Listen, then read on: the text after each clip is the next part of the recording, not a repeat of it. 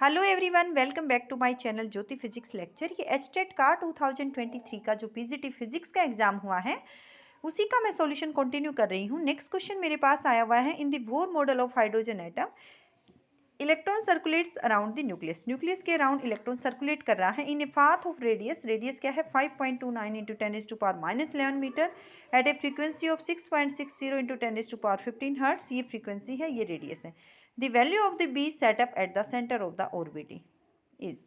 Magnetic field की value centre of the orbit क्या होगी? जब मैंने इसको सोल्व किया है, it is coming out to be 12.6 tesla. Magnetic field at the centre of the orbit B is equal to mu naught I by 2r। ये value है। आई हमारे पास क्या होता है? चार्ज पर unit time. Q into nu लिख सकते हैं। फ्रीक्वेंसी क्या होता है? 1 by reciprocal of time period. यहाँ मैं वैल्यू सब्सटीट्यूट कर रही हूँ मेरी फर्स्ट इक्वेशन में। It becomes B is equal to mu naught into Q into nu by 2r। That is equal to mu naught की वैल्यू है 4 पाई इंटू 10⁻⁻7। क्यू की वैल्यू है charge on electron 1.6 into 10⁻⁻19। New की value है 6.6 into 10⁻15 by 2 into are की value है 5.29 into 10⁻11। और जब मैंने इसको सोल्व किया है, it is coming out to be 12.6 Tesla.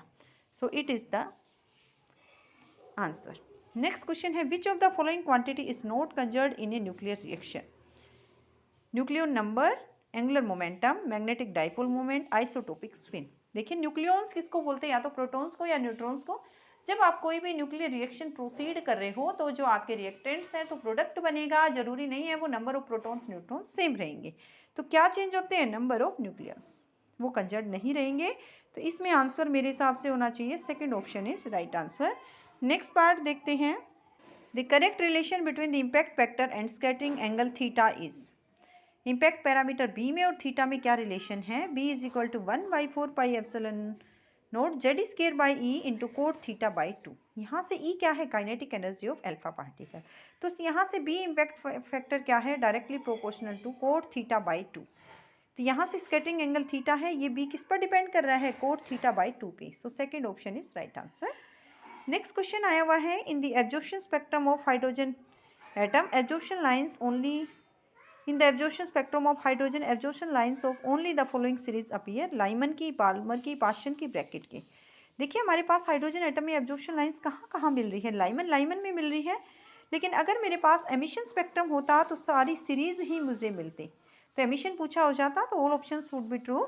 लेकिन मेरे को एब्जॉर्प्शन स्पेक्ट्रा पूछा है, एब्जॉर्प्शन लाइन्स पूछी है, तो ओनली लाइमन सीरीज के लिए अपीयर करेंगी। तो इस तरह से मैं सॉल्यूशन अपलोड करती रहूँगी। आप मुझे कमेंट सेक्शन में बता सकते हैं। Thank you all.